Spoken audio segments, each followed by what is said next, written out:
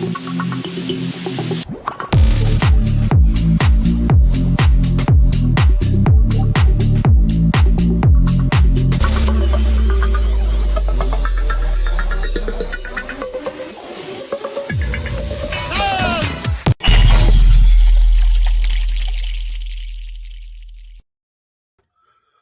right, we are finally live. How is the sound coming in? How is the video right now? Sorry about the delay, everyone. I was uploading to my OdySee BurnEye channel the 5.5 hour stream that was done between Frankie, Ben, and Mike from Faraday Research, as well as myself was in it for a couple hours, and I streamed a portion of it to the BurnEye channel, but the full 5 hours is now available on OdySee. It's just processing. As soon as it's done processing, I will post the link in the live chat. Luckily, this should be the final time that we have to deal with such delays ever again, literally 4 hours, but that's okay because I was getting materials ready in that time. And thank you, everybody, for all of your donations, everybody that's chipped in, everybody that's helped. I was able, over the Black Friday sales and Cyber Monday, to get a new laptop that I think is 4 or 5 times the processing size, 4 times the hard drive space, designed specifically for some video editing. And I'm going to be getting into the video editing finally, to make some shorter clips, to actually do good things with this, and to then also to start using more high definition cameras, as well as the drone that I've also received or purchased from PayPal donations so far, but I'll be putting that to use in the spring. I don't want to risk damaging it in the wintertime. That said, I also have a new tablet I purchased about 6 months ago that I will finally also be hooking up to do more filming with. And I got a new phone on the way too. Thank you, everybody. I really took advantage of spending everything that was given for what it was for. And I've got a Samsung Galaxy 20 on its way. Supposedly it has 100x optical zoom or digital. I'm not sure, but it's supposed to be extremely good. I emptied my donation PayPal account to pretty much zero. I think it's at right now. Oh, spam bots already. But we're going full tilt into producing better content for all of you, to keep it going, to be able to record the experiments better. I'm going to be setting up in the lab 2 or 3 different angles to do time lapses of the different experiments, as well as building, for instance, the batteries, for instance, the monoatomic cells, doing the harvesting, doing the alchemy, all of that. Also to do, for instance, cameras on Victor. Hey, Cosmic Dave, coming in from the UK, brother. How are you? For those who don't know, Cosmic Dave also goes working with the toroid coils, the bagel coils. But in there with Bert and Ernie, you can see some crystal ores between the pyramids there. That's donated from Victor Freeman. Thank you, Victor. Got the plunder box, as you call it, and it was.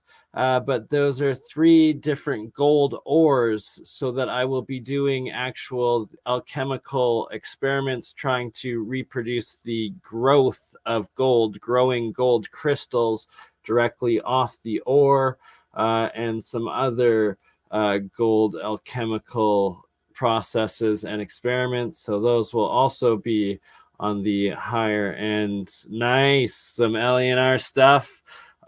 Exactly, that is what it's all about. And speaking of LNR, Bob Greenier, amazing individual. We're going to have him on the show sometime in the next week or two. He's currently traveling in the U.S., putting together a book of John Hutchinson, his work verified through Ken Shoulders Publishing, and now Hank Garen's reproduction of the process over in Sweden. And Cosmic Dave is another Martin Fleischmann Memorial Project, I guess, scientist, essentially, working on the bagel coils with Bob Greenier. As Space Case Zero, shout out to Adam. Actually, Adam, if you can post a link to your bagel coil video, I should play that. That is what I was forgetting. Yes, we are live on Twitch right now as well. This Saturday, that is, we're going to have the episode Science of Sound, episode 5, recorded from KY Smooth's place, as well as my own lab with Ominous again live. We'll have Mike Autodidactic back, might have Jeremy Reese in it, Jeremiah, and all the regulars of the Science of Sound coming back. So that was when I was gonna play a video that now for some reason I can't find. That's how it always works, right? There we go. Here we go. This is what I was talking about. The KY Smooth, and that KY Smooth is so smooth he was able to figure out music that was free and do copyright violations, and pretty decent. We're gonna go on more after parties and pre-parties. Also on the Twitch, on Twitter, and some goofy in KY Smooth's studio. Ominous live recording from the Science of Sound episode 5. There is Kyle himself of Sound 5. There's so much more. What's in the title? The crystal batteries of the Hutchinsons. That is going to be coming up either Friday or Sunday this week. I have to verify with everybody. I'm in discussions with Nancy as well as everybody else that is involved. Charlie, Jeremiah, and anybody out there who has builds of the crystal batteries that wants to be a part of it, please reach out to me. Let me know. We'll get you involved and included. Nancy did email me back a full parts pieces list for the crystal battery builds. I will be publishing that in the next couple of days here. I've just been very busy. Right, which reminds me, good news. Even though it is stupid cold out right now in Calgary, so cold it doesn't look like I'm going to be getting any labor work for the next week. It was warm enough over the weekend. Thank you, Ted was able to give me some labor work moving, or helping him move. I made enough to pay my overdue rent for my storage unit, so I don't have to move that. I got another month to get my arse a job and start paying that down. But I have a week where it's too cold to work, so I can be doing more videos and putting everything into this. And everybody's support is appreciated. Now that I'm monetized over on the BurnEye channel, anybody that wants to help out, who knows if how much they will pay and when they will pay, but for watching on the BurnEye channel as opposed to the Crypto Alchemist, it is monetized on the BurnEye channel. Also, anybody wishing to now donate super chats is able to do so on the BurnEye Mind's Third Eye ScienceGuy channel. And which also reminds me that I desperately need to remember this week before I forget to record and send off my appeal for Crypto Alchemist YouTube channel to be monetized by YouTube. Hopefully, the people that see it are reasonable, and hopefully I get it done. Hey, JJ Organics, how are you? Wizard, Capalicious, how is the old world where you live there in Amsterdam, brother? Simon, good sir. Zertis was saying we should be doing an episode together here.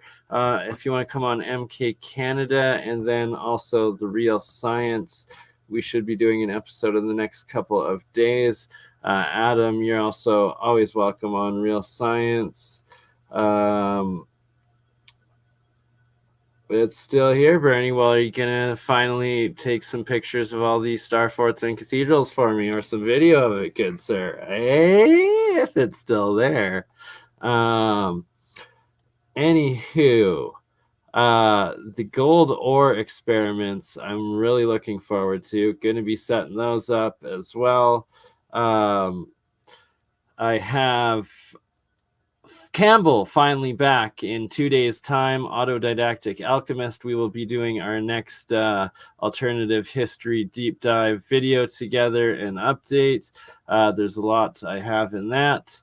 I'm also going to be doing a multicast with Old World Florida, the Chosen One, aka One on One podcast, and Zertis together, and myself sometime in the next week, which will be awesome as well.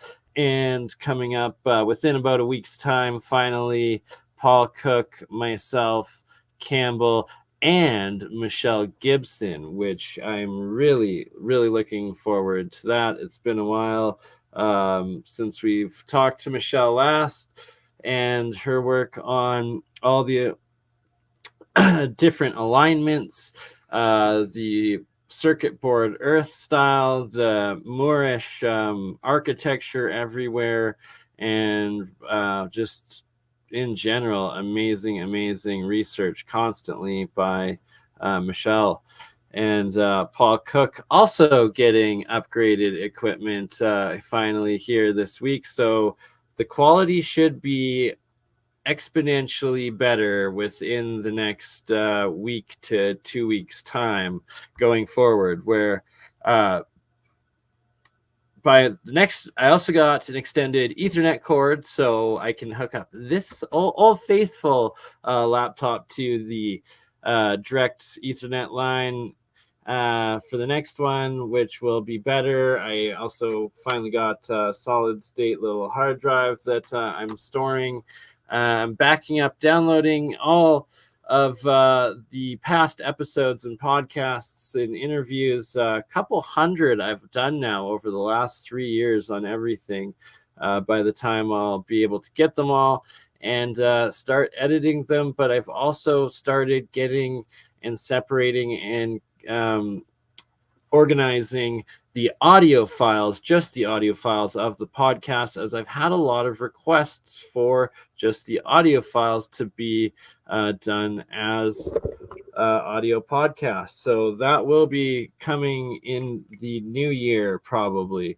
Plating or nano coating, that is absolutely essential for a lot of aspects of getting the plasma and monoatomics, Ormus GANs, energies and fields on your metals and your coils.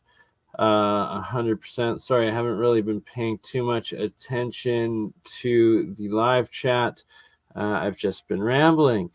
Okay, other things that need to talk about. I will be putting together a commercial video for my good friends. I'm going to be doing some sort of affiliate sales with Grassroots California. Everybody always asks me about the hats that I wear. GRC, Grassroots California. Good friend of mine, Max, who owns it. So he's going to be sponsoring my channel a bit, and we're going to be doing that, as well as Rare Form. My friend Brian Fields, his amazing, I'd model that off for you, but boxers and undergarments that he does. He actually won the Dragon's Den 1 year for his business with Rare Form underwear and clothing, which I will also be bringing forward, and of course my own BurnCron clothing that is always everywhere. And anyone that donates $50 or more and pays for the shipping can choose from the clothing that I have in stock. And anybody that's already donated that amount, it's still listed in the PayPal. Please get a hold of me if you want to get your clothing and pick it out. I'm not trying to not get it to anybody, just let's communicate, and I can easily ship it out. I think Machine Head 69, you donated for clothing one time and still haven't got it. Jill W, hopefully you're okay with kids. I guess you had to relocate for a little bit, so you said not to worry about it in the meantime. But whenever you do, and anybody else that has, please let me know, and whatever you would like. Remember, water to sulfuric, not sulfuric to water. Yes, sir. I am starring that comment, Victor. Also, please, anybody that donates, that sends me stuff over the border, please mark it down worth near nothing, as opposed to saying that it's very valuable. The gold ore Victor sent was a nasty surprise by the stupid custom duties, border guards of Canada. They charged me $80 taxes to receive the gold ore. It was brutal. But yeah, Paul Cook just found that t-shirt pattern. Oh yeah, the Seed of Life design, right? I know. I'm looking forward to that episode. That's going to be later today. I really, I think it's sorry, no, Sarah.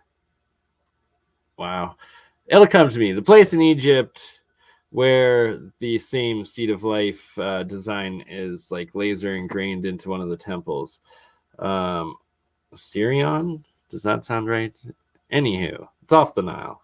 What was I going on about? Gold ore experiments are going to be epic, though. Mike from Faraday. Oh, thank you so much. And Gainer, $5. Appreciated. The 4th ever super chat. First of this stream. Bless your soul. Thank you, Anne. Oh, here we go. And we need to make some moderators. Adam's a moderator. Oh, I think everybody else is. I love you all. Thank you all for being here today. So my laptop's supposed to be here Wednesday or Thursday, and my new phone this weekend. One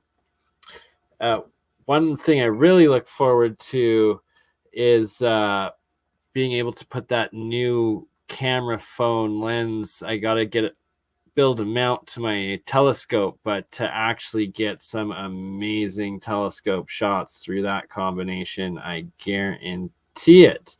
Also, in the descriptions today, there are 2 laser saber videos on how to build the Hutchinson batteries. I commented on the Laser Saber channels, asking if he wants to come on the next episode with the Hutchinsons. going on this weekend or a future one. Hopefully he gets back to us and says yes, but I'm going to play here one of the videos of him testing the cells. It's a live video feed for years. 4 years, over 3.5 years, 1.5 years. I go over why I've had failures with some of them, you know, everything I've learned about them up to this point, and I want to actually take these things apart, cut them open, and look at them later today. But before I do that, I just figured I'd shoot a video, show the current update. I'm speaking loud because the 3D printers are all up and running. I've got a lot of future upcoming projects over there.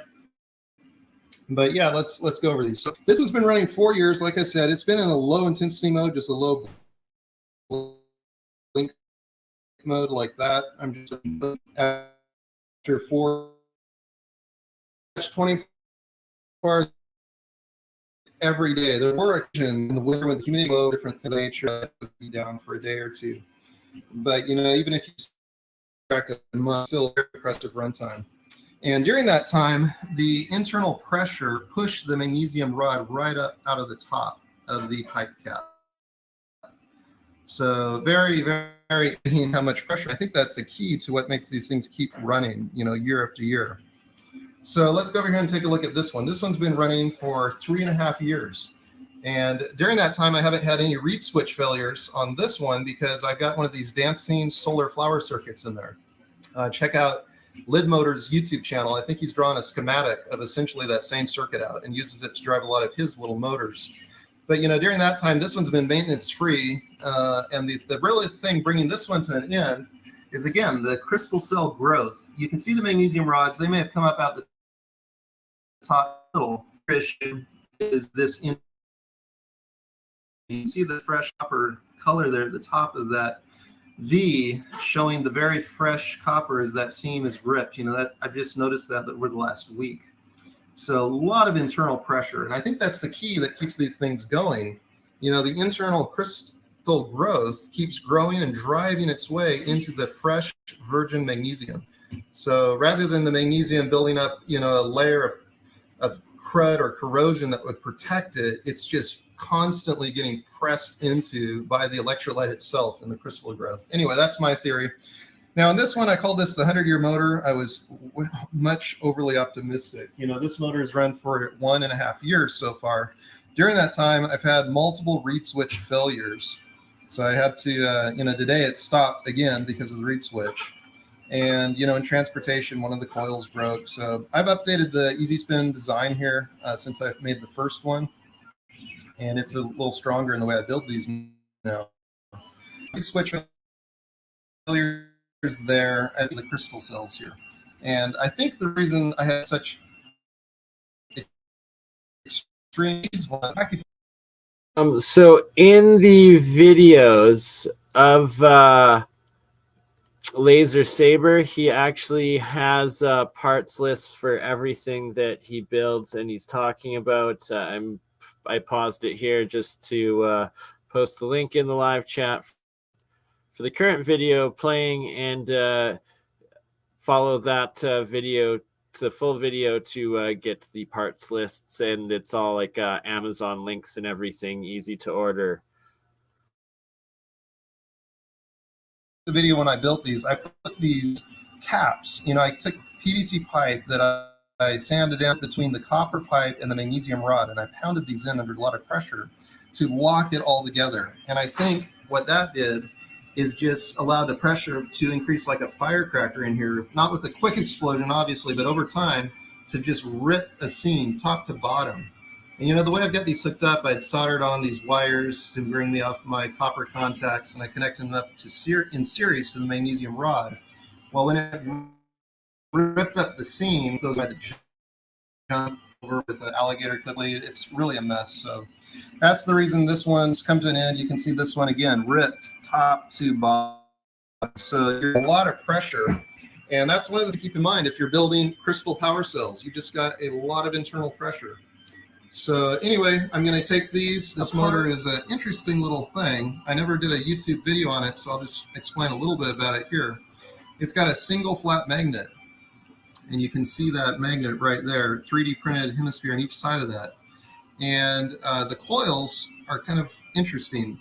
They go this way and then they cross over. So you can see them crossing there. So you essentially have a situation in which when the coil fires, you get a pushing and pulling effect, very similar to the easy spin. So it's just an experiment I was doing. Again, I'm driving this one with one of the dancing flower circuits. I have a drawer of these. I took them apart, I don't know, 3-4 years ago to do some experiments, but probably back in the time I was building that motor. Okay, so I took apart one of the crystal cells from the motor that ran for 3.5 years back here. And what I found inside is actually really, really amazing. Lots of very good magnesium material. And you can see the crystal, growth along here, and very, very interesting. So this is the edge of the magnesium rod right there, but just a ton of magnesium left. So we're running, 3.5 years to have that much, good quality magnesium through the core. Tells me this thing would run on and on and on and on for many, many more years. So, this one's blowing out the side. These two look like they're fine. I may just put them on the shelf, clean them up on the outside. And who knows, maybe those ones will even go into another project because there are many more years worth of, runtime on this. So that's really encouraging. Very, very interesting. I was really expecting to have a lot more deterioration to the magnesium rod inside here. I was expecting to be, really pitted and eaten into and, almost non-existent, but it's still in great, great shape. So anyway, folks, that's why you experiment. That's why you open stuff up. Very, very fascinating. All right. So that was the 4-year update video by Laser Saber. Absolutely great work that he has been doing.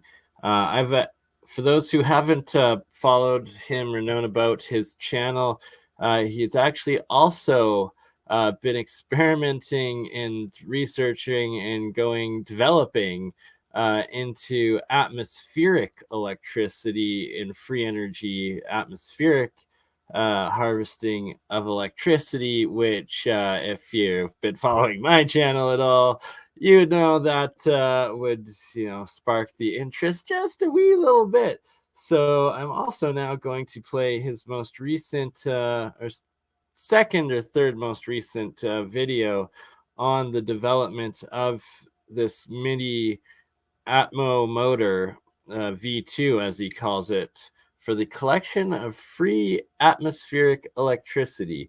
And also in his descriptions goes to his website, and he has the full programs to download to be able to 3D print these motors, atmospheric electricity free energy motors that he's been designed, building, and testing. So I'm going to get my friend Isaac, who has a couple 3D printers that owes me some work for some experiments for my YouTube channel projects to try building this here coming up in the new year.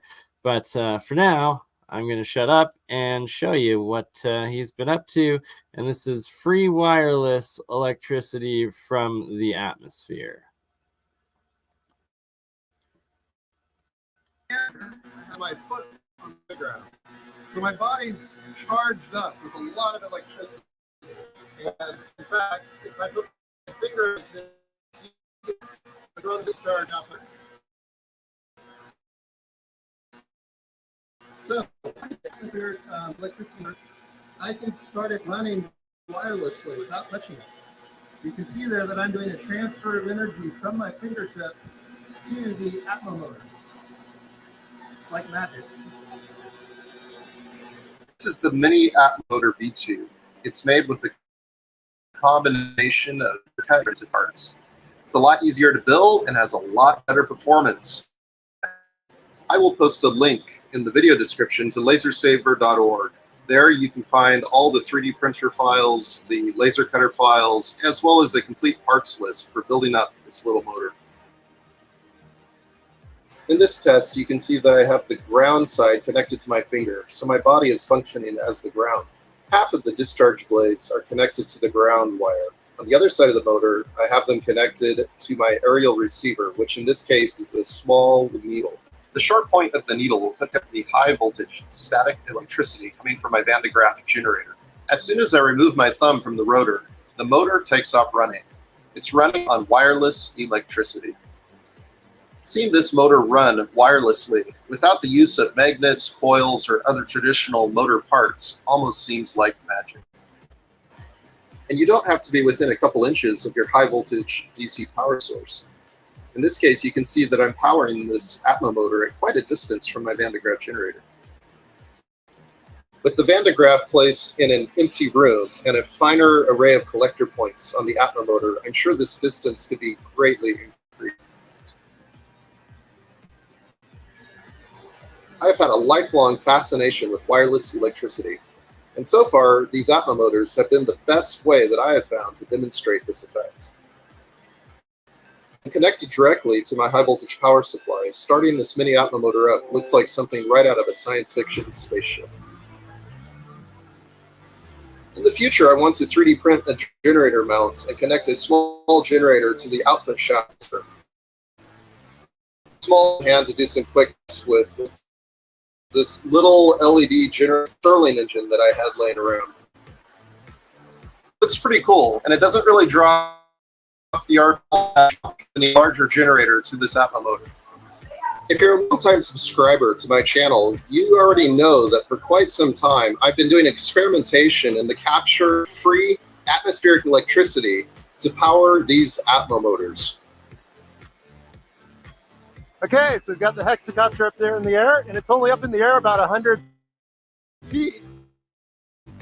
And like, so you can see that it's all right. So that's the motor, just as printed in Popular Electrics from 1924. Okay, so this is version of the atmospheric electricity power electrostatic motor, and I've got the line running up to my hexacopter. And man, it is just running this motor along. Nice. Look at that. Okay, so it's a crystal clear day, and I've got the atmospheric motor running on atmospheric electricity.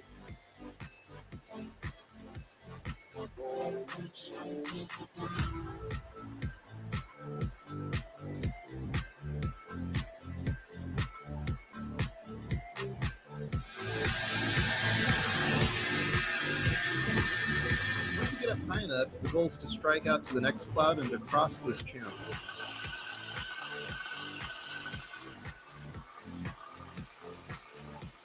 As I mentioned earlier, this new design has a combination of laser cut and 3D printed parts. Check the video description for a link to lasersaber.org where you will find the project files. The build process on this model is pretty straightforward. Everything press fits together. There are a few steps that might be a little tricky, so I'll go over those here in this video. These discharge blade end caps are set up so that you can insert the high voltage wire and press fit it down tight into this until you see the little ends of the wires start to stick out past the edge of the end cap. Go ahead and press enough of the wire out past this edge so that you'll bend up and over like this. The next step is to press fit these wired end caps onto the discharge blades. You skip one blade and then install, so every other blade has a wired discharge end cap. They're a pretty tight fit, so you may have to support the back end of the discharge blade so that you can really press the end cap onto there. You need a good electrical connection between the wire and the discharge blade. As long as the back of the discharge blade is supported, I found that I was able to lightly tap these end caps into position. There should be some frayed ends of wires sticking out from under the end cap. You want to take a sharp knife and cut these off flush. That point can form a corona discharge. You'll want to make a close inspection to ensure that all the extra ends are flush. I did a quick continuity test on each of the discharge blades. Do your test between the discharge blade and the end of the high voltage wire. After the continuity test, I like to add a little bit of corona dope over the ends of those frayed wires to stop any possible corona discharge. That pretty much covers all the difficult steps on the build process. One thing here is that I usually coat the inside of the rotor with aluminum foil. So just roll aluminum foil into a tube and place it on the inside of the rotor. To complete the wiring, I take all of the wires on one side of the Atma motor and I wire them all together and solder them together to make a connection point.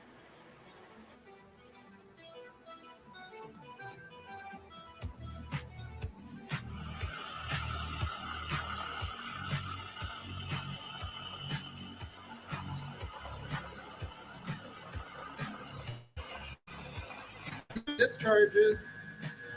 I discovered I can do some interesting things with this corona discharge. If I take my ceiling fan and position my fingers right, I can actually push the ceiling fan starting to spin there, and I'm not touching it. That's just that little corona discharge coming off of my fingertip. So without touching the ceiling fan, I can get it spinning like this just by pointing at it with my finger. Pretty cool.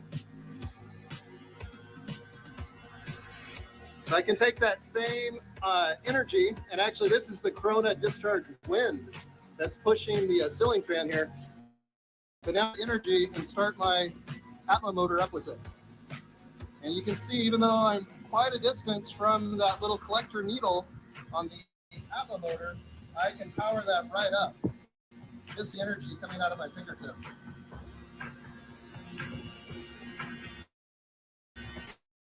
What happens if I take those same thin copper foil strips that I used on my first mini Atma motor and add them to this new build?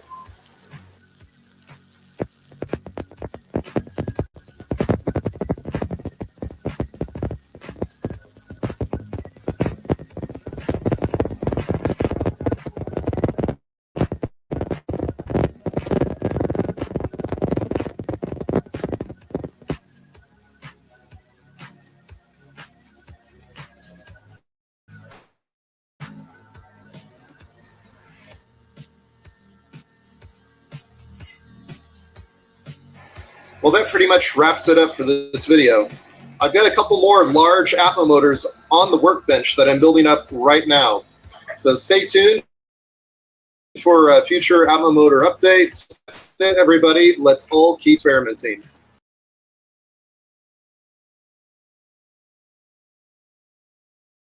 Right, and that's what I love about it. Let's keep experimenting, everybody, and let's keep building these free energy devices every which way, every one that can.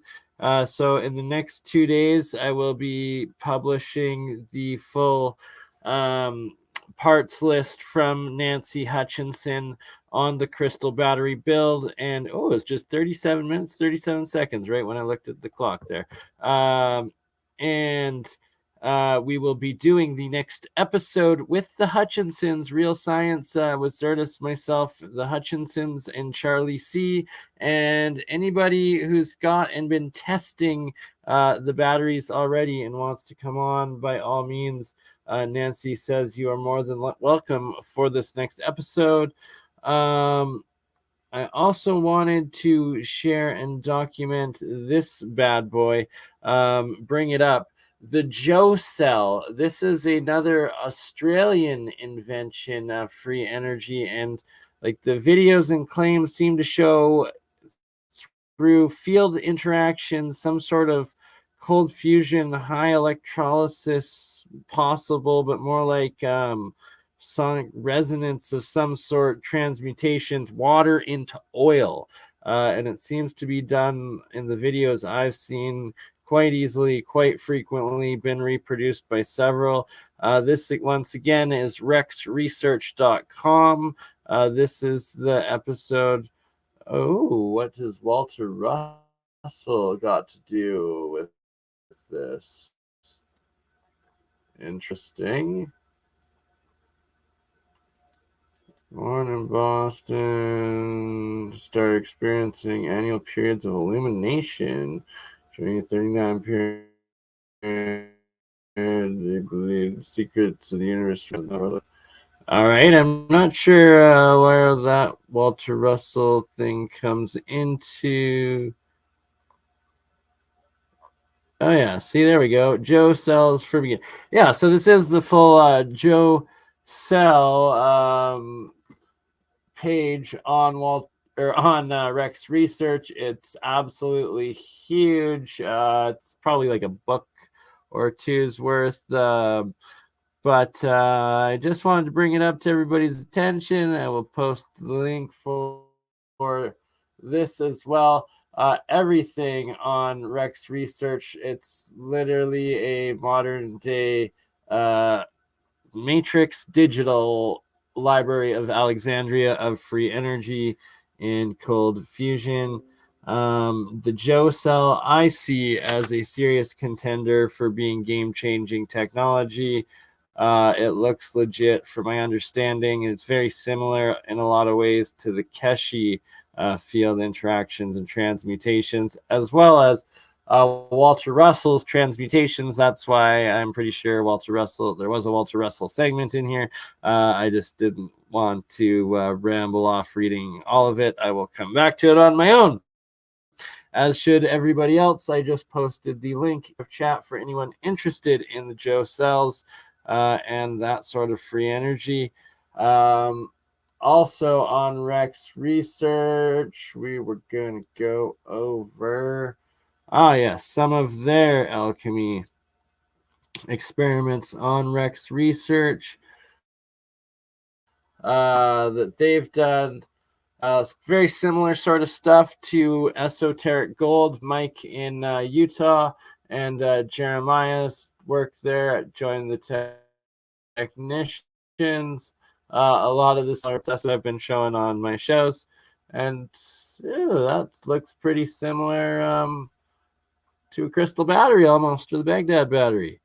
Yeah, so all sorts of do-it-yourself alchemy experiments that have been done on research. And then here is the ancient document translations and esoteric and occult writings and high-end alchemy pieces. I'm not sure if the all of Sir Isaac Newton's works are in here, but some of them are. But there's also thousands more, literally thousands more.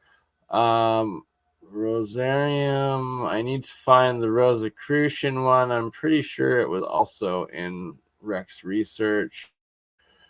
I can read, but I suggest anybody interested in alchemy, in cold fusion, in this electrolysis process, in the work that doing the monoatomics, the Ormus, the GANs, the free energy, this plasma state matter, and all should definitely go into. I really recommend them. And all of a sudden, it looks like my computer. Oh.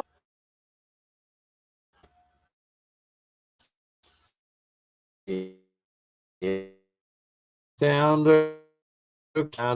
video back, but does this seem to be working?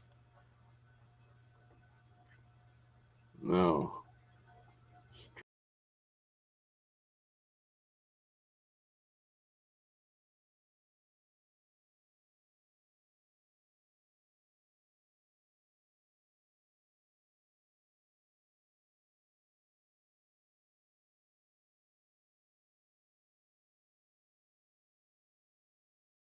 All right, I could tell I was glitching out. Not sure how long I was gone for, if I was glitched out for a while or not. Sort of ancient alchemy book, right? This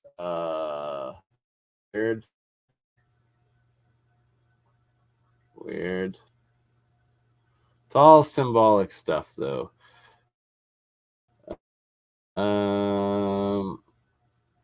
You, Aurorian, I greatly appreciate the $100 donation. And I just did get a better laptop. I literally, all the donations, it's on order. It's going to be here on Wednesday, but I will use that $100 towards more better equipment, faster equipment, or the editing software as well. I need to get, but yes, I got a new phone on the way and a new laptop just for editing and for streaming on the way. And I also have a Ethernet cable that I'll be connecting to both this laptop and the new ones, where or net cord to go to where I have this laptop set up for the setup, as well as for upstairs where my new laptop is going.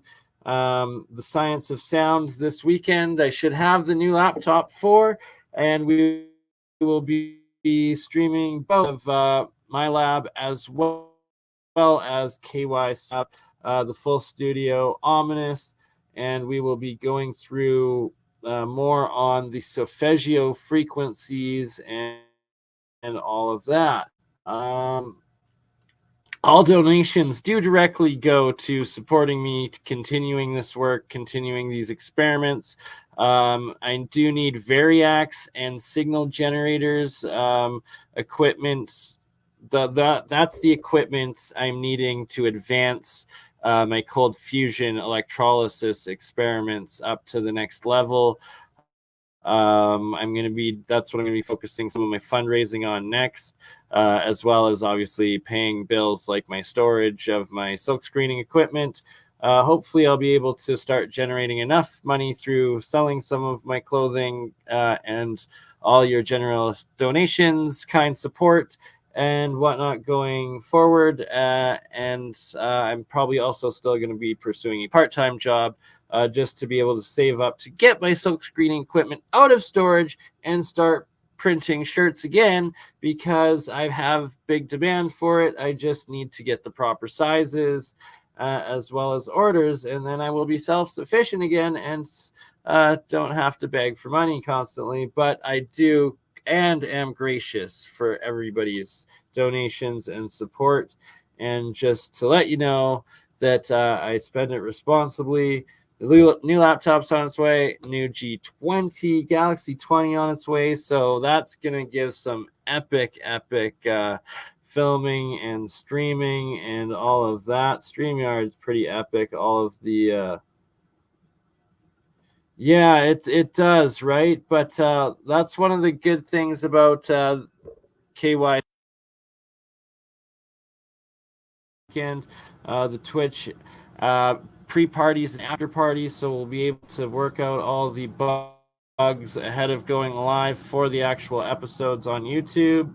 And anyone that wants to hang out copyright free, continued stream, unembedded afterwards, you can come on to the Twitches, right? So that's the big. I guess I should also post my Twitch link right now. BurnEye, right? So is it like Twitch dot TV dot.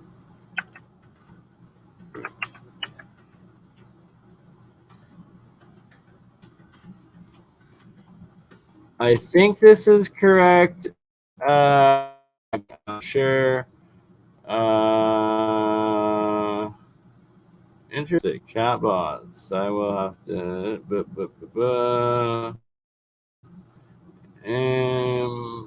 But yes, back to Alchemy Rex research. It's an endless archive of all sorts of Anon translations, ancient texts, new experiments, everything you could imagine. Let's check out this one on the magnet. I'm hoping this is gold, edible white powdered gold. Once again, it's oh man.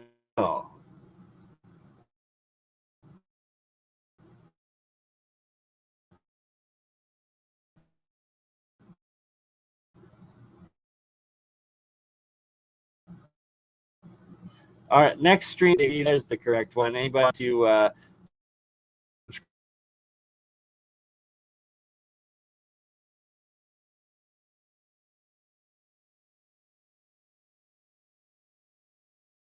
stream with Zerdis is going to be either tonight or tomorrow. I will be plugged into the Ethernet by that time, so I promise I won't be cutting in and out as badly as I think I am right now.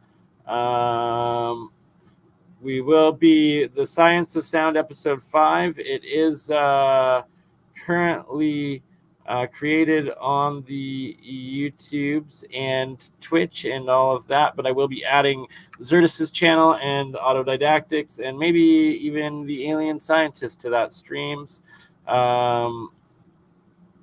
Yeah, my internet's really cutting out now all of a sudden, but the next stream, I promise, I will have the Ethernet going. And by the second stream from now, I should have my new laptop and never have these sort of issues again. And thank you to all of the new Twitch subscribers and followers, everybody that subscribed and followed on Rumble, as well as on OdySee, and of course on YouTube. YouTube is the core of it all, that it's all started around, and that I do love you. And as everybody that has donated on now both YouTube as well as PayPal and any other donations, contributions, liking, sharing this content out there, everywhere, everybody, everything that this community is doing together. It is essential. Most beloved Sun Turbo. See, sow gold and silver so that they can bear fruit by nature's means. Ooh. The philosopher Angelicus said, sow gold and silver so that they can bear fruit by nature's means. Now that right there, I think it can be the philosophy of a monoatomic gold-silver combination that I have been making.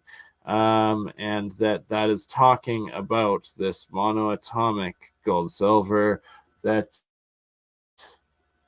is the mana of the ancients. This is not medical advice. Do not poison yourself with heavy metal poisonings trying to become a demigod. You might turn blue, but you'll probably die. You don't want to do that. We want to do this safely, smartly, and cautiously. Small, teensy-weensy test to, for instance, lettuce plants, and maybe you can grow, and you probably will grow, a 5 or 6 foot head of lettuce just like I did this summer, with watering pure monatomic gold. Sherry eyes and her mind is elsewhere with chocolate. 432 hertz. We're going to be covering that on the Science of Sound episode this weekend as well. The Solfeggios big time. The coils article on their own on Rex Research. I'm posting it in the live chat as well.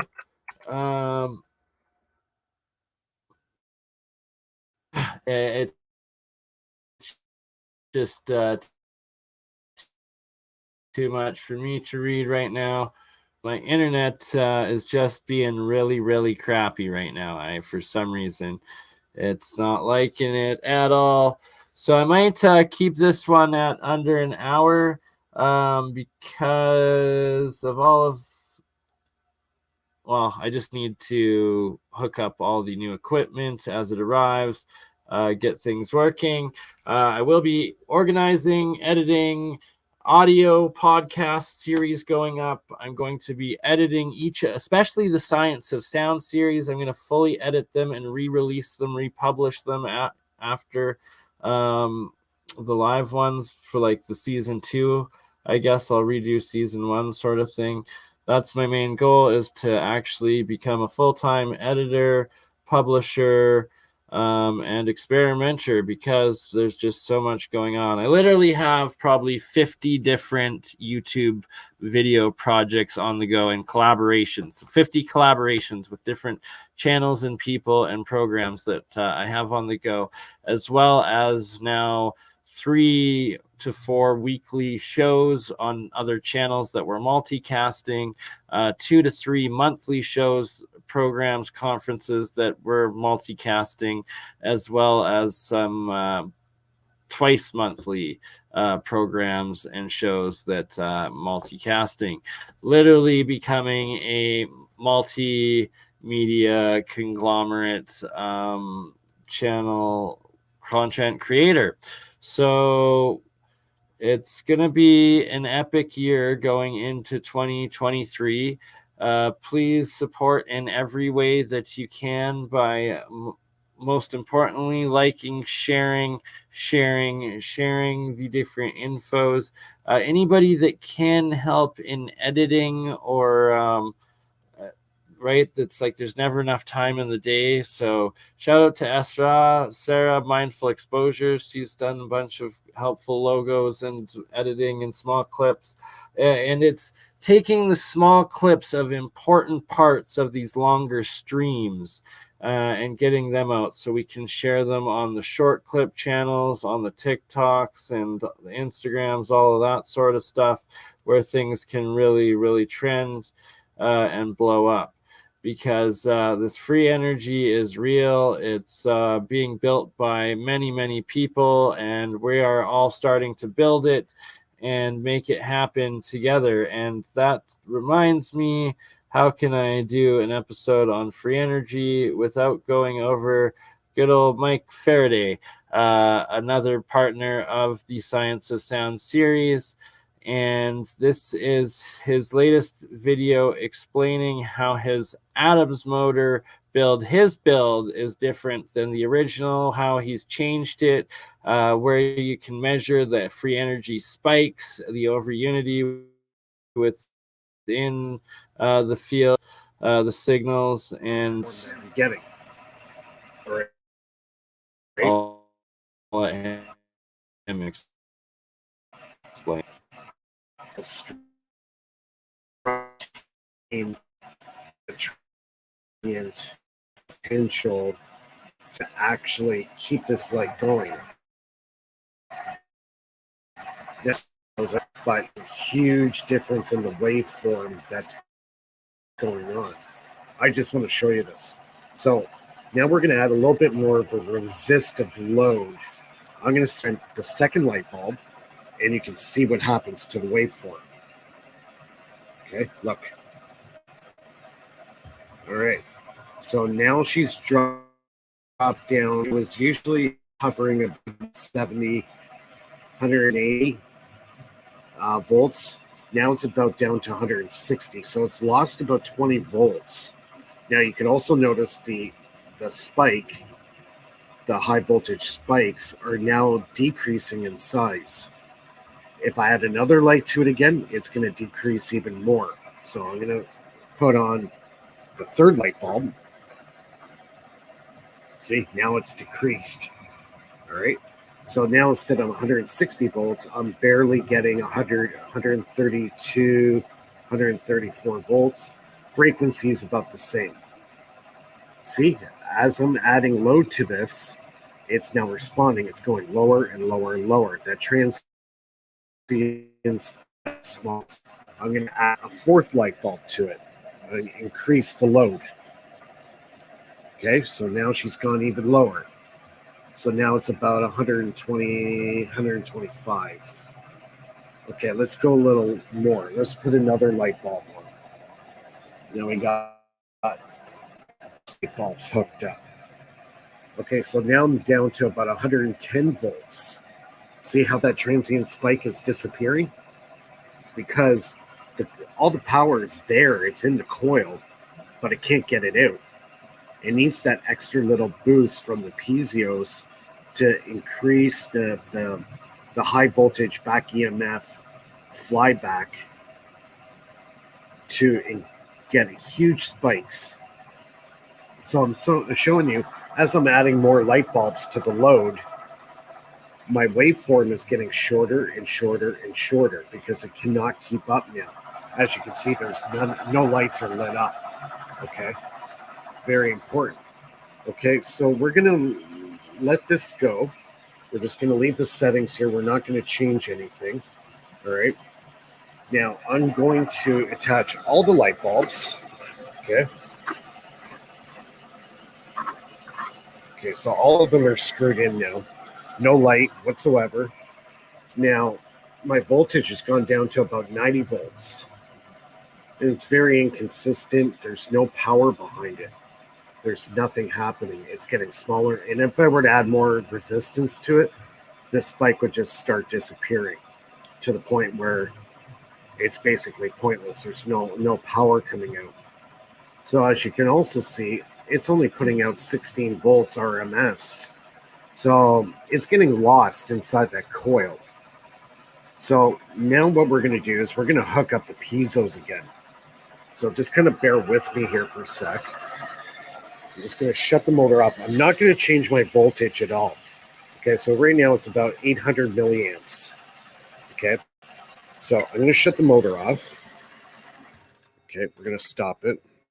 And I'm going to disconnect these cables here. I'm just going to have to put the phone down for a second, so just bear with me.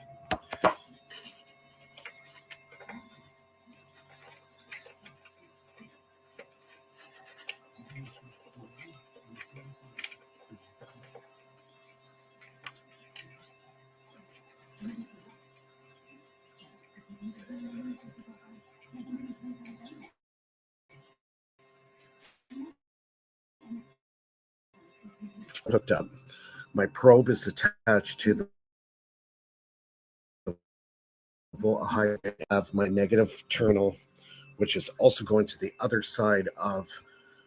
So I got positive, negative. The negative is this white wire is actually connected to my probe. All right. So now we're going to start it. You can see my meter is now flat. Okay. We're going to start the motor up again. Take a minute to get it going. Let's get this motor running. As you can see, all the lights are lit up now. Before, it wouldn't do that at all, right? So let's get the RPM up here.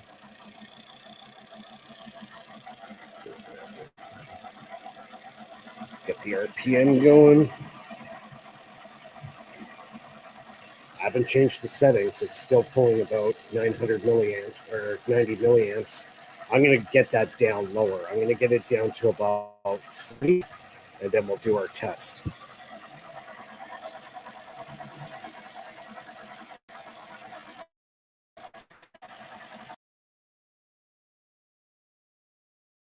All right. So, if you want to watch the full episode over on Mike's channel, the link is in the live chat. What did I have next that I was going to show off? Oh, yes. Absolutely epic work by Bob Grenier with John Hutchinson from John Hutchinson's place.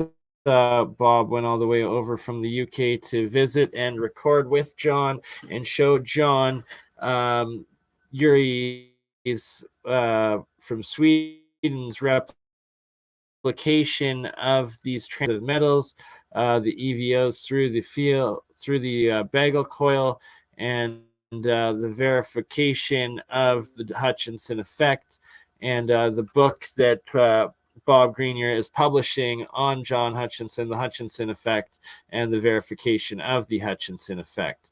So I will play a quick a bit of this groundbreaking episode right here, and then I'm going to finish it off with a little Brucey bonus going over some geoglyphs. I'm here with Mr. Possible, John Hutchison, and we have obviously discussed a lot of your effect over the last several years. Right. Yeah, we sure have. And it really been before. We do know that Stoyan Sargachev inadvertently replicated the effect by he had a solenoid. He was passing some voltage parameters through it. Yeah, with a ferrite core, as I remember. Yeah, it was a ferrite core. You're right. Long, and it had a coil around it, and the whole core kind of morphed around it. And what is it about ferrite that makes it difficult to bend?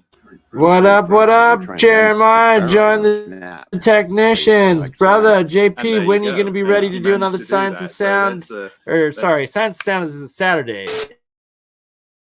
You want to be there? I want to show you. Stupid commercials, Mr. Commercial Guy. Jeremiah, Real Science, myself, yourself, Zertis, a couple others possibly. Let me know when you're ready to do the next episode. And either Friday or Sunday is the next episode with the Hutchinsons doing the crystal battery build.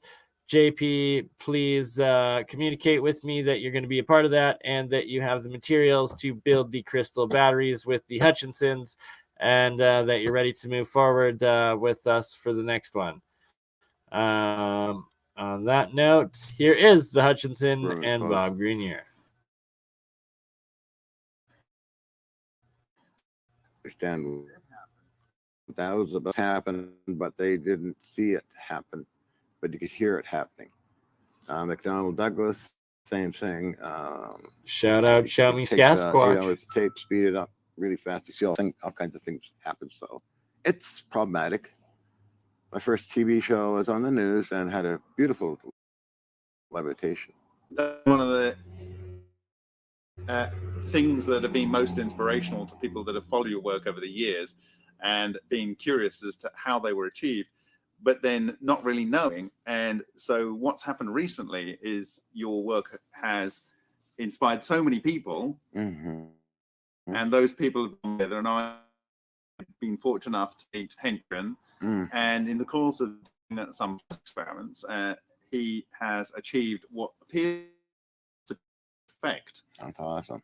Now, it's not the kind of massive samples. It's not these kind of, there was no levitation involved, and it wasn't in free air. That's one thing that's very unique about work, right? You were able to put samples in free air, and they did things like glow or bend or levitate and those kind of things. Now, mind you, it's a lot of gear, a lot of equipment. And you also had things where it almost appeared to come out from the inside of something. Oh, yeah. That was intriguing. It was Dr. Thurston Ludwig who filmed it. Cut and disappear and come out again kind of thing. Right. And I saw a sample in Germany where there was a how should we say, and there was kind of like a hole that had come out from the inside. Okay. Yeah, that happened. Yeah.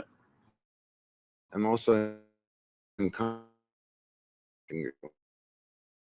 concrete shot up in a pattern like that of fire. Wow. And I had a CO2 gas cylinder in that. Like that. Yeah. What the hell is that? Why? I don't know.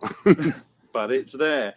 And so we have done these experiments where we found brass seems to be very reactive, and you found that often you had brass samples. I think you've actually got one of your samples down here. Well, I have. It used to be a bar stock, as you get from the scrapyard, and because I do a lot of machine work too. I build my own things. So this piece just sort of morphed into this form, and I actually cut it with a power hacksaw Mhm. into different pieces to see what's happened and also to sell them on eBay. And this thing here appears to be iron or steel. And this, for some unknown reason, is brassy here and reddish up here. Now, the original piece was solid brass. So it's almost like the copper is separated from something and Yeah. maybe got a higher concentration of zinc from the brass down here. But anyway, brass seems to be highly affected by this. And we have these samples here, which kind of like, in historical terms, the first sample probably is this one. Oh, no, this one maybe. Okay. And the interesting thing about this, John, is it has, when you see the video, you see these balls. So what was happening? This is a standard piece of copper plumbing. And so you also did some things with copper as well. And it was on at 2 plates, very similar to this iron plate over here. This is V magnetic. So the magnetic structures seem to be able to capture these exotic vacuum objects.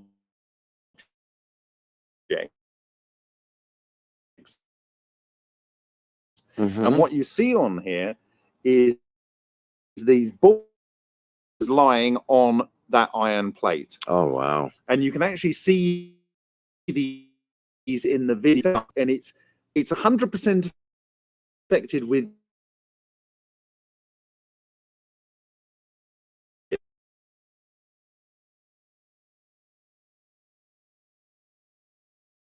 All right, so that's enough of that historic full half-hour video available on Martin Fleischmann Memorial Project channel. I'm posting it in the live chat right now, called Bob and Hutchinson together video. I will be having both Bob Greenyer on a future episode soon, as well as this weekend, the Hutchinsons for their next crystal battery build videos. For people wanting to get a head start, I encourage everybody to do so. To get the materials are linked in this description are the laser saber videos with the full links to buy parts lists and Amazon links for everything on the laser saber build videos. I will be publishing Nancy's supply build list here in the next couple of days. Also, everybody unaware, that's on my Crypto Alchemist channel, there is my BurnEye Mind's Third Eye ScienceGuy YouTube smaller channel that is now monetized, and appreciate all over there watching on my monetized channel that hopefully YouTube will someday give me revenue from. Also, I am now active for super chats, so anybody wanting to support me through donations directly through super chats on YouTube can do so in the on the BurnEye Mind's Third Eye ScienceGuy YouTube channel. I appreciate everybody who has supported this channel, continues to support this channel. I will need to motorize the tubes for a good demo. Well, let's get you motorizing them tubes then, brother.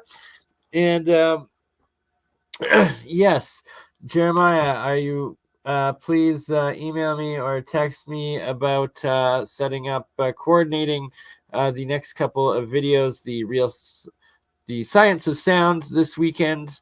We'd love to have you on for, as well as the Hutchinson crystal battery build again this weekend. Both of these weekends, Saturday, either Friday and or Sunday. Everybody, thank you for subscribing to all the channels and platforms of mine that we're on. And that's also a good time to remind that on Twitch, we will be doing the pre-stream and after-stream of the Science of Sound on YouTube. And it looks like most of my videos and streams now, the weekly segments at least, The work group one's the Year of the Coil and the Real Science that will also start early and go after the streams on Twitch. For the StreamYard after parties, it'll still be live. Which crypto founders dead? What? Haven't heard of that. Interesting. Anywho, Zertis wants to do the next Real Science episode either tomorrow or the day after. I've got my next episode with Campbell from Autodidactic Alchemist. We're going to be going over some star forts. We're going to go over Dutch Senses, star fort finds and discoveries. We're going to be going over Paul Cook's work. We're going to be having Paul Cook on, and we're going to be having Paul Cook on with Michelle Gibson, nonetheless. That is going to be a phenomenal round table coming up in the next week, maybe 2 tops. I also have another round table with Zertis, Juan on Juan podcast, and Old World Florida coming up this week. What else am I missing? There's like 10 other ones that I'm probably missing, but that alone is 4, maybe 5 episodes. So, well, that's a full week's worth of work right there now, isn't it? No, thank you. And, I mean, yes, and you're welcome. And thank you all for being here. Thank you, everybody, for the support. Wednesday to Thursday, my new laptop should be in. If I do a stream tomorrow, at the very least, I'm going to have my Ethernet hooked up to this computer. Starting in the new year, I'm going to be republishing all of my podcasts in an organized, edited fashion, as well as on audio only edited fashions as well. Each of the series will be done like the Year of the Coil, the Real Science, the Science of Sound, the Autodidactic Alchemist, and the Weekend at BurnEye's podcasts. Each one will be edited and re-released in the next year, or eventually 2, possibly, when to get through all of it. But you know what I'm saying here. You know what I'm saying. And anybody that wants to help make that happen faster, please do send me an email and help out, volunteer, do some editing, anything you want to do, donations, all of it. It's amazing. And yeah, Dutch Sense, I've been emailing him back and forth. He's a very busy individual, world class. We're still doing an interview together. And he's been coming out with just some amazing Starfort stuff. So we're going to be recapping it together on Autodidactic Alchemist with Campbell in the next 2 days.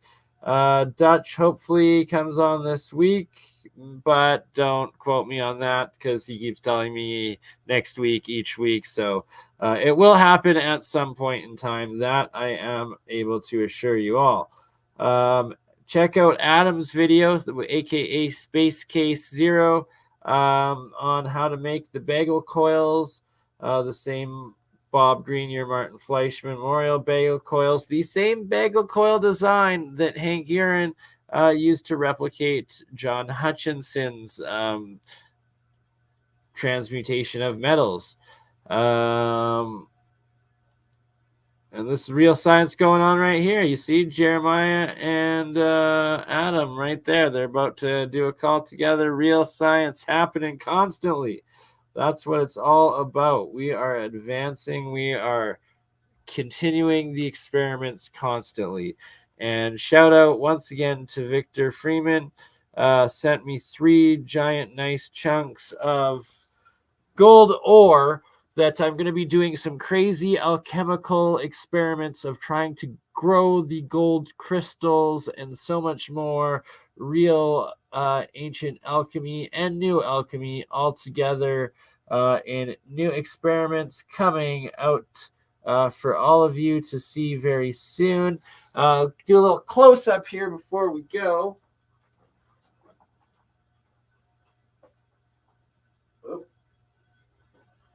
All right, so there is, and you can actually see the gold veins in there, and there's some in here. This side a little bit more, I think, and lots over on this one here too with the quartz. And yeah, so we will be doing some good old golden alchemy experiments to come. And also I got more bismuth from Victor, so I'm going to do some more monoatomic bismuth. Shout out also an original arrowhead that Victor also included in the plunder box, and I believe this was a meteorite piece. Victor, did you say? Does look like it, a meteor from what chunk, so I'm not sure. Let me know.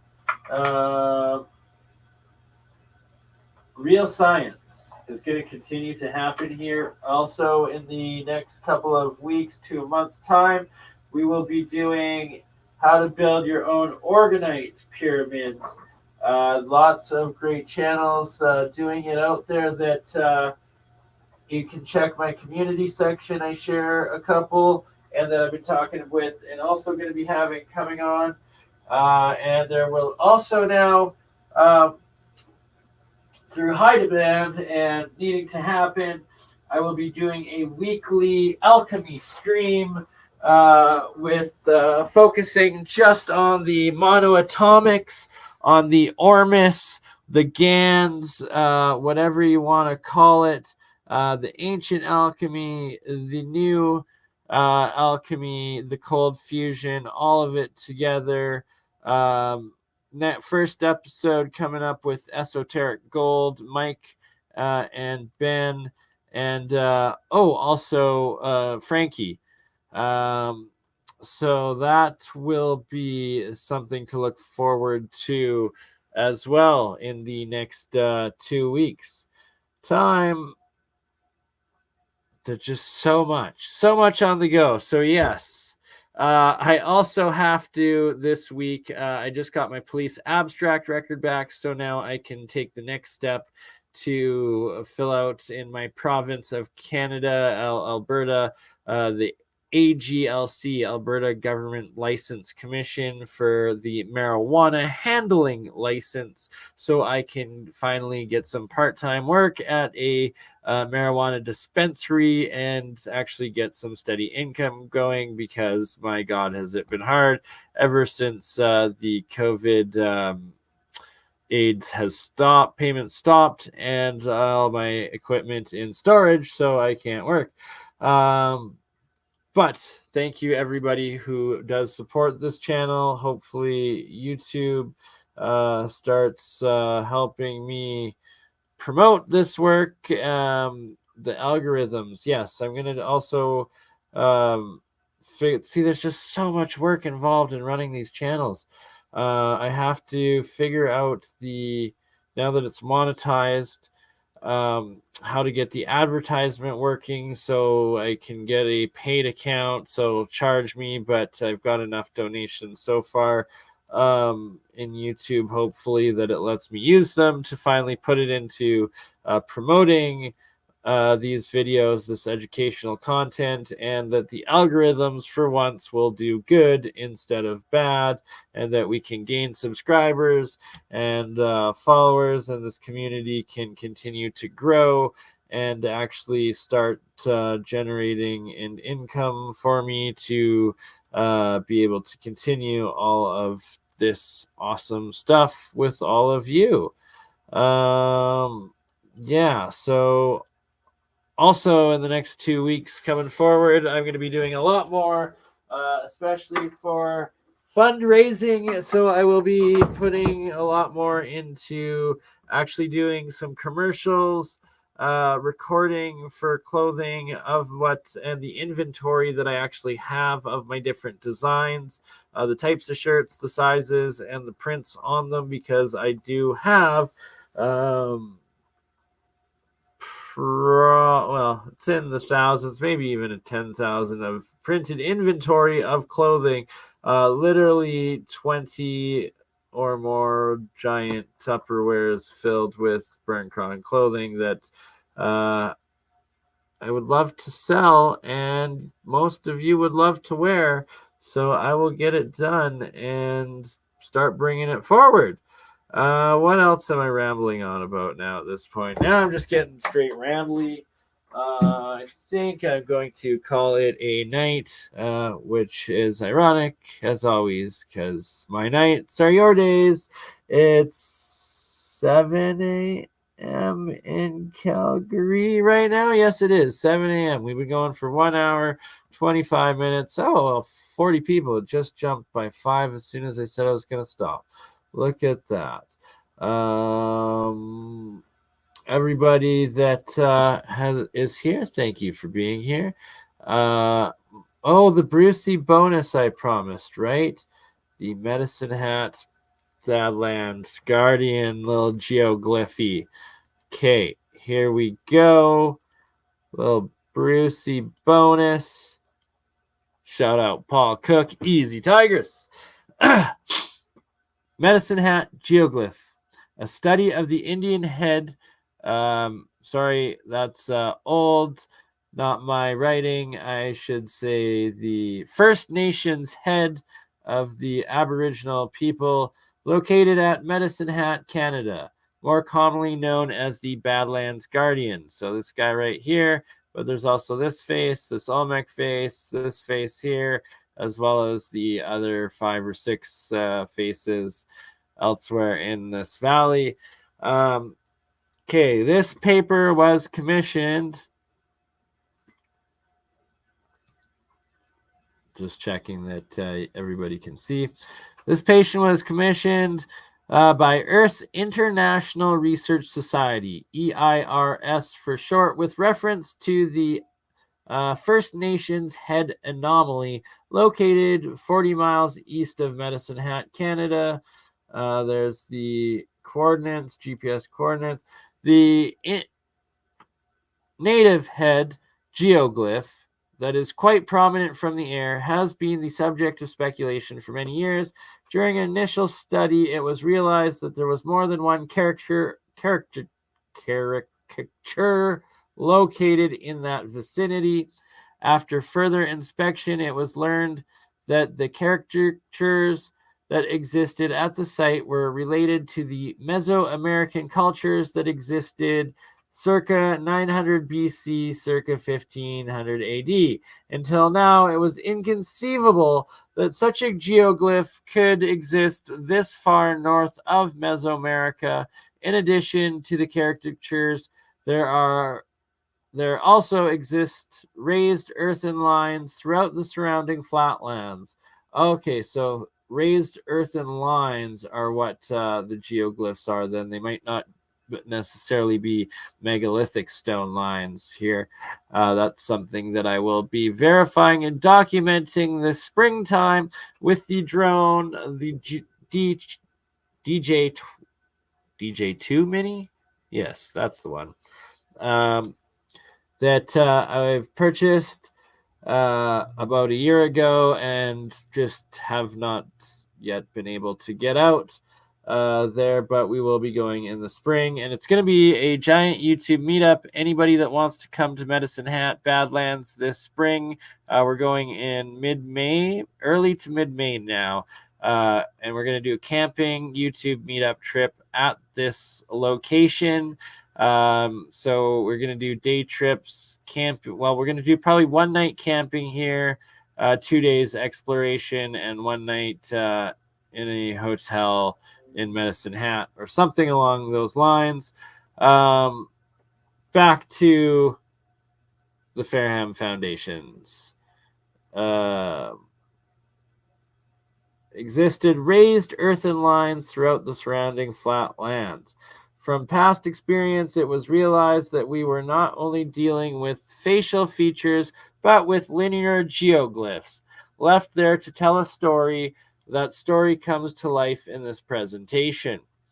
This study involves the use of geoglyphology. Although geoglyphology has only recently come to the forefront, we're bringing it to the forefront right meow. So you all are ahead of the curve as always, as we all are. It has been used by ancient civilization for over 12,000 years to outline territories, tell of travels, and preserve history for those who are fortunate enough to decode it. The practice of using the geometry of ancient geoglyphs to release the hidden details of their origins is not a new practice, and evidence of its use can be found throughout the world, as I've shown in many of these podcasts. This practice has been handed down through secret societies since long before the building of the Egyptian pyramids. I call the rediscovery and application of this ancient practice geoglyphology. This study will determine with conclusions based on the evidence collected from this site and from expertise gathered from the investigation of similar sites around the world.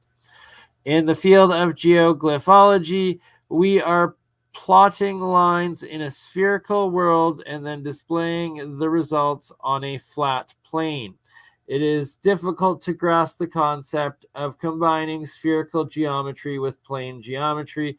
That is why modern geoglyphology could not have been proposed without the advent of software that computes using spherical geometry while then displaying the results on a flat plane. This type of precise mapping precludes the initial plotting of these bearings on a flat map. Maps become distorted when covered from a sphere to a flat map. Any lines that depicted in this article on a flat non-satellite map were first plotted using Google software, Google Earth, and then drawn on the flat map after the endpoints were determined. Even then, the proper curvature is missing. The compelling question is, what knowledge did the ancients possess in past millennia which allowed them to accomplish these precise calculations? The accuracy of our sophisticated mathematical software and satellite imagery is no more accurate than the calculations done by the ancients. Now, that was a heck of a mouthful, but that's just the opening couple paragraphs of the Medicine Hat Badland Ancient Geoglyphs on the Ferram Foundation. There's so much more in this, but I'm not going to read it all today. But for anybody that wants to, see, look at this. These are those geoglyphs from those Badlands plotted out to precise places. It's just nuts what geoglyphology is. These earthen mound lines plotted out. Boom. These faces, there's more evidence than them just being faces. This is not pareidolia. This is geoglyphology, the science of geoglyphology. So the radials, they plot out. They go to places like Cairo, Egypt, like Britannia, France, like southern tip of Ireland, like US, like Iztaccíhuatl volcano, Mexico City, the Beaufort Sea west entrance, southern tip of Baja California, Mexico. Now, these are the sort of clips that if anybody's out there, a go-getter that wants to make these little short clips of exciting things like geoglyphology, please do. And I will be editing soon, most likely starting in the new year, although I'll be learning the new computer and learning the editing. Who knows how soon it will come out. But I guarantee you, geoglyphology and the Medicine Hat Badland Guardians are going to be one of the first videos that I edit and put out, because look at these, like, man, the geoglyphology, it's the most suppressed ancient science, antiquitech mapping on all archaeology. Like, it's even in the star forts. It's just ridiculous. Anywho, on that note, I'm going to go get some rest. Oh, I love Michael Tellinger. Been following Mr. Tellinger and his Ubuntu movement for at least a decade now, probably longer. Anthony Williams, Wizard, Melissa Crocker, no. JBench 27, Sea Kelp, Aurorian, Victor Freeman, T Dub's sister, the No Face one, Big Sour, John Burt, Join the Technicians, Jeremiah. Make sure everybody goes checks out Exotic Propulsion, Jeremiah's new channel. Ian, welcome. And Gainer, I'm just going through and reading off names that I see in the live chat. My Sherry and Analia, welcome, sister. Welcome. Everybody that's been here, everybody that's watching, everybody that supports. I love you all. Thank you all for being part of this community and making this all happen. I think it's time for me to go to sleep. It's an hour and 35 minutes. What am I forgetting? Am I forgetting anything? Ooh, one of the first topics that we will be going over in the weekly Alchemy pilot episode stream will be the amazing geometries. Hey, Pat S., saw you there too. Of Walter Russell. No audio. Do I have no audio? Is there audio or no audio?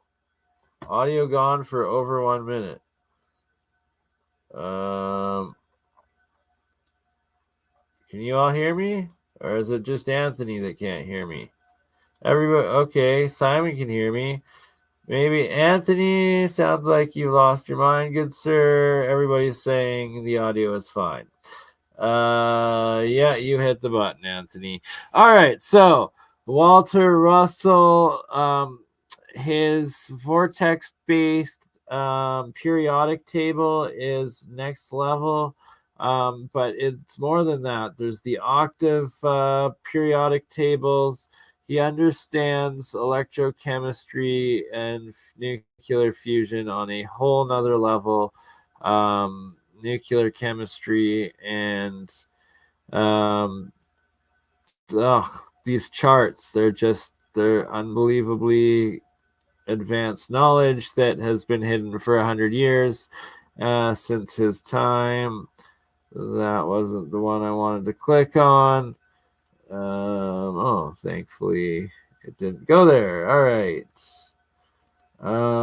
But yes, we will be going over this, and we will also be going over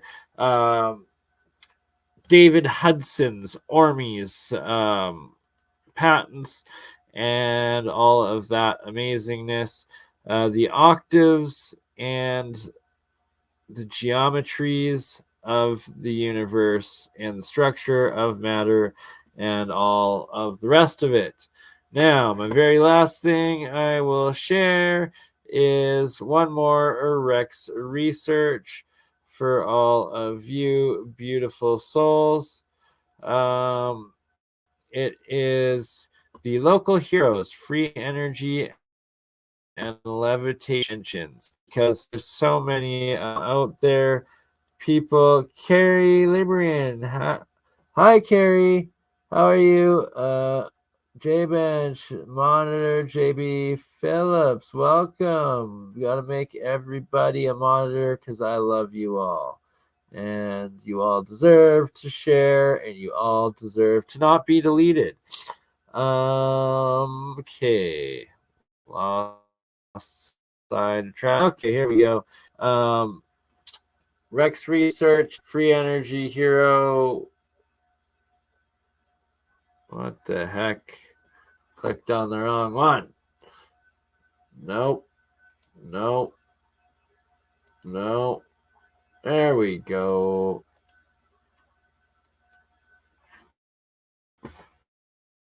All right. Morning out, Edna Bell. Good morning, Carrie. Feeding baby. Good. Chuck the Canuck. Good day. Welcome, Nova Scotia. Pat, BC, welcome.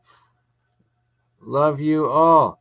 So, in the live chat, we got Kaboom. This is Rex Research Heroes,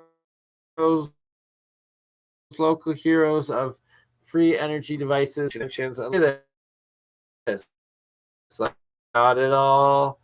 You've got it all. And links, device patents and blueprints and stories behind it all and the tests and everything else. Look at how many different real devices there are that have been suppressed over the years, over and over again. And it is shameful, isn't it, that all of these free energy and anti-gravity devices and patents have been suppressed for so long. Victor Grebennikov's plan, and how insects levitate. This one is a lot deeper, because there's so much into it. Fascinating from the Soviet Union with it.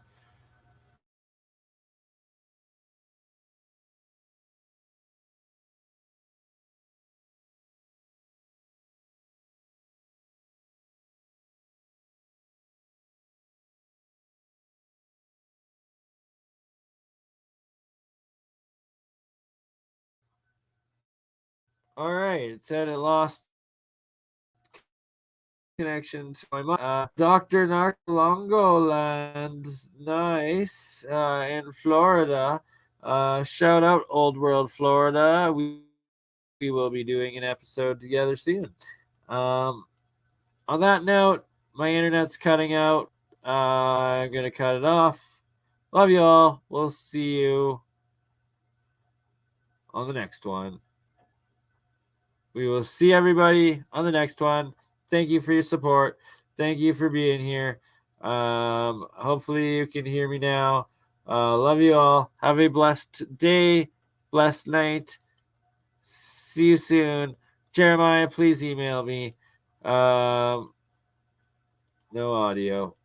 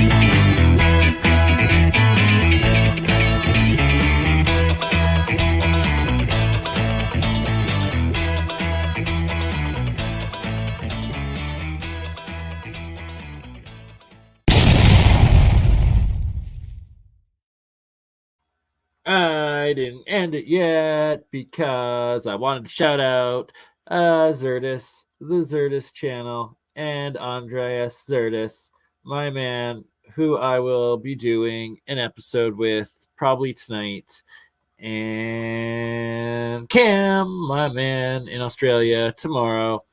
And I love you all. Have a good day. Ta-ta.